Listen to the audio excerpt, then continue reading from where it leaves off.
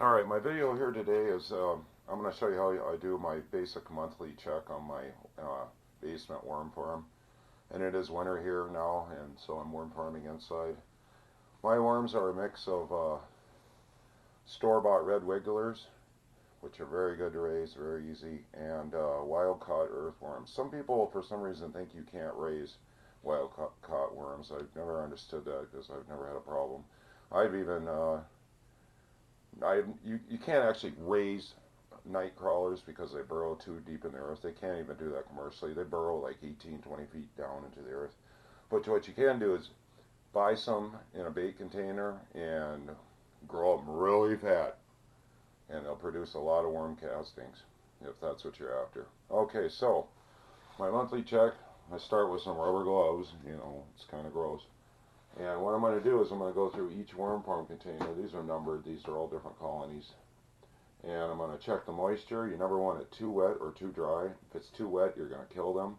And it's the rotten apple thing with worms. Always, always. If you get one or two dead ones in there, they're going to kill the whole batch.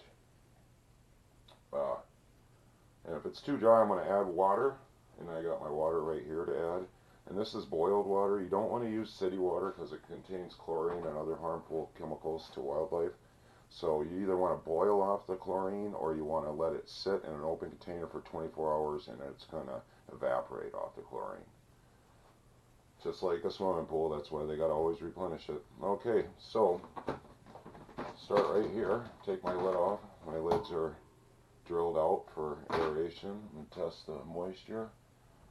Boy, it's almost perfect in there. And I'm going to feed them because it's been a while. And I don't want to show the brand name on this, but this is just oatmeal. I always feed my worms oatmeal. It's quick, easy, and clean. And I like to grow organic worms. So I'm going to put about, for a container this size, I'm going to put about a quarter cup in there. And I'm going to just till it in a little bit with my fingers under the surface. And that's going to keep mold from growing on the surface in here. Plus, worms are surface feeders. So they're going to come to the surface to get their food. So you don't want to put it in very deep. And that's just a tiny bit dry. So I'm going to dribble just a little bit of water in there. Good clean water. Go to my next container. That one's done.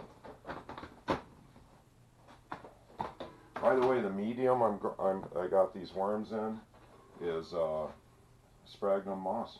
And it makes really good black gold once they're done with it and you change them out. Boy, they're thriving in this container. I can see them wiggling about. Tiny bit wet, or dry I mean, so I have a tiny bit of water. As long as you stay on top of that, you'll never have any water problems.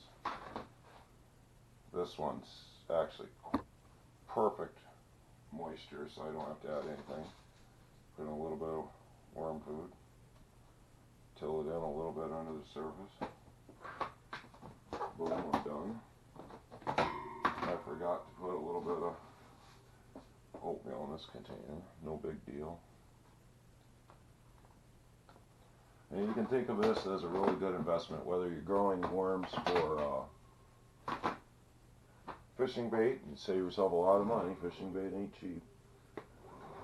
Or whether you're growing them for worm castings for your garden.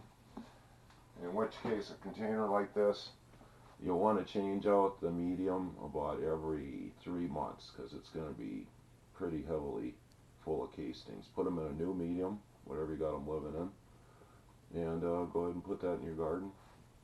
What have you. That one's good to go. Check the moisture here. Tiny bit dry again.